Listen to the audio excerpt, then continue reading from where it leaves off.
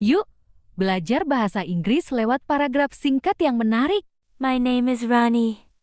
I am 8 years old. I go to school every morning. I like to read books and play with my friends. My favorite subject is English because it is fun. I always try to learn new words every day. Nama saya Rani.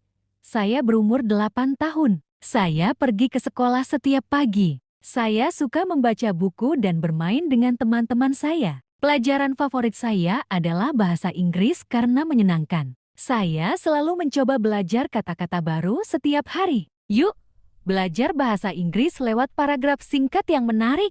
I have a little cat at home. His name is Milo. He is white and very cute. Every morning, Milo waits for me to wake up. I like to play with him after school. Sometimes we run in the yard, and sometimes we sit and rest together. Milo is my best friend, and I love him very much. Saya memiliki seekor kucing kecil di rumah. Namanya Milo. Warnanya putih dan sangat lucu. Setiap pagi, Milo menunggu saya bangun tidur. Saya suka bermain dengannya setelah pulang sekolah. Kadang kami berlari di halaman, dan kadang kami duduk dan beristirahat bersama. Milo adalah sahabat terbaik saya, dan saya sangat menyayanginya. Yuk kita ulang lagi biar lancar. My name is Ronnie. I am 8 years old. I go to school every morning. I like to read books and play with my friends. My favorite subject is English because it is fun. I always try to learn new words every day. Nama saya Rani.